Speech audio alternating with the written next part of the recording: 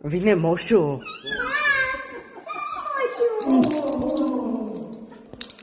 E moșul. Ce gustor!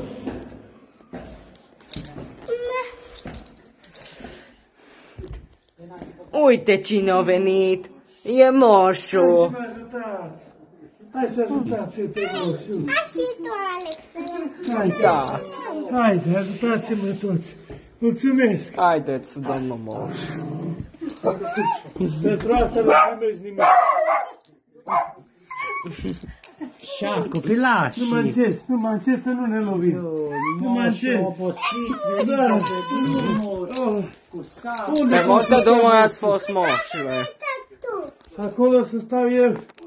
Mulțumesc. Hai, uitați-mă să dați de sacul. Este pentru dumneavoastră. Mulțumesc. Hai, ce bine să stea mult frumos. Cu obosică vine de departe. Luca, faceți. Ia spuneți-mă, ați fost cuminți? Da. Foarte. Da? Curățenie. Ați făcut curățenie? Da, da. Și mami ce-a făcut până atunci? O stai să stau la televizor, așa Să la geam. Nu, pentru asta nu primești nimic, mă. Pantofi la parifer aici. Da? Da, Luca nu. Nu? Nu. Dar de ce? Eu nu vreau. A uitat de data asta. A avut prea multe teme. Nu-i bani, la nu, bine? Dar ia spuneți la moșu, știți o poezie sau un cântecel? Nu mergeți acolo lângă Da, de moșu. Moș Crăciun. Dar mergeți acolo lângă moșu. Ia, Mergeți lângă moșul. Mergeți lângă moșu. ia să aud.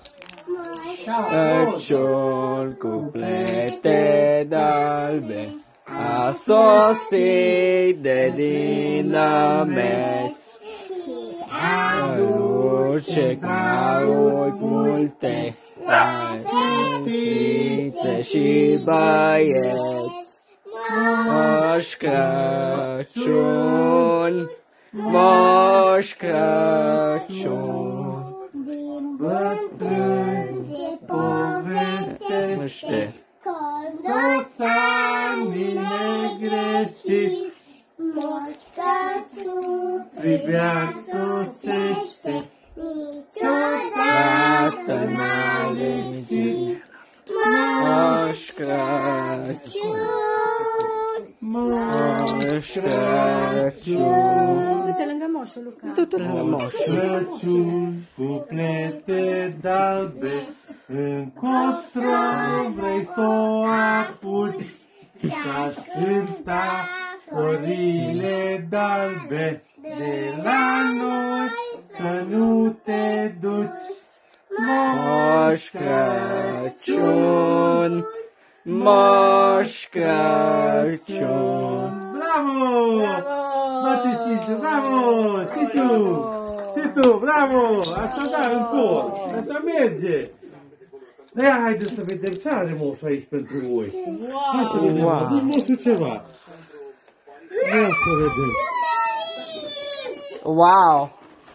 Foarte cuminți ați fost anul ăsta, se pare. E făcut și cu doctor. Ia să vadă moșul, ce mai are aici? Opa! Astea cui? Astea nu cred că s-a voastre. Să vedem, asta ce-a făcut?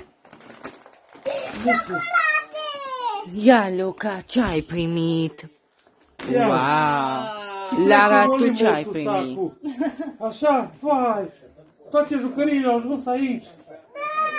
Hai de mine! Lara, ce ai primit, Deci Lara? nu mai rămas nimic. Și ce mai duce moșul lanț, copii? Mai am în sanie puține jucării. Mi s-a defectat sania și am venit cu o mașină. Că n-am avut de ales, a trebuit să ajung la voi. Am lăsat sania defect acolo cu Reni și am venit cu mașina. Wow! La Luca, Lara, ce ați primit? Dar ia spuneți-mi, știți cum îl cheamă părenul lui Moșu ăla cu nas roșu? Nu știți cum îl cheamă? Cum îl cheamă? Rudolf. Moș Crăciun. Moș Crăciun e Moș Crăciun și Rudolf e Rudolf. Nu sună